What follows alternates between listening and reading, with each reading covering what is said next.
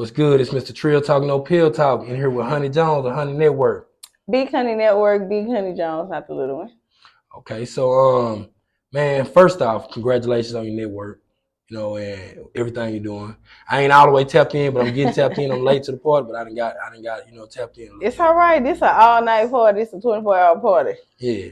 So first off, I want to know where you from and how did you get into what made you want to start your own TV network? Well, I'm actually from Longview, Texas, and what made me want to start all this was I got an offer myself for a show, but it was supposed to be about me and my friends.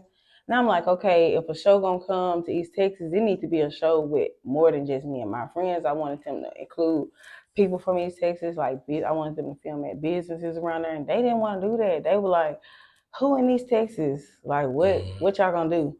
That and then they offered me like a little bit of money for the show idea. I wasn't finna take that. So instead, I took that money and I started my own network. And I know I do website design, I do graphic design, stuff like that. So I took all my own skills and I built this network myself. And when I first started telling people about it, what I was trying to do, I'm like, I'm trying to build a TV network Yeah. and film my own reality shows and my own shows on my own network. People like, what? What are you talking about? Like, you can't do that. But T Manley, my friends, T Lexi. Mash. Yes, T Mash was Yeah. the first producer I went to and told him what I was trying to do. He was like, "Oh, we can do that." He was like, "It's gonna be hard and it's gonna cost some money, but we can do that." Once we got that money worked out, everything just came to life. So that's why I started all this because I believe in East Texas. I'm gonna start a network where I feel like it's a lot of talent there, but the camera don't come that way. And I feel like when the camera do come that way, people selfish with the camera. They just want to be the only one in the spotlight. I want to teach everybody how to shine. So I'm gonna hold the camera on East Texas, and they ain't gonna have no choice but to look at us. Big Honey Network, not the little one. Yeah. So what is the basically what's the challenge you need to go to get your own network? Like most people wouldn't know what they have to go through to actually get a network. I'm gonna say it took me. This is what I tell people: research. That's what I tell them. I can't do it the whole game. Yeah. But research. It took me 7 whole months of research, making calls, shaking hands, kissing ass, going to here, and there, a lot of gas time, cities there and there to get it all together. But once I figured out, oh, this easier than I thought it was. It was a lot easier than I thought it was. Yeah.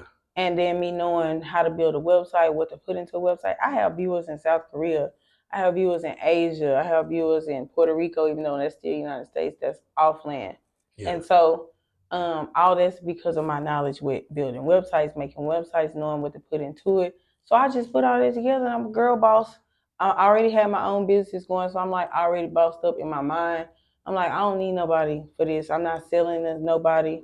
They was like trying to get me to sell my show to somebody. I'm like, I don't want to sell to nobody. I'm gonna build it from the ground up because it ain't about the show, it's about the network. People was thinking like, oh, she popping because she got a show coming out. It wasn't the show for me. It was the network, what the network could be for me and what I can produce and put on there. And I can make several shows and keep putting them out. And I can pick up stuff from other people around here and put their stuff out too. Now we all out there. That same stuff, kind of like what I'm trying to do with my YouTube. Right like on. basically like have a different show, but like more like a BET kind of setup. Exactly. And that's what I said to myself. Like I feel like I'm creating like the BET vibe. Like I have a show called Honey After Dark. When I call it VH1. That's what I would call it. VH1. Yeah, Okay. Yeah. When I started making the Honey After Dark, I was thinking like 3 days before we were supposed to film it, I got to explain. Somebody was like, explain to me what it's about. And I got to explain it. I'm like, that sounds kind of like 106 & Park.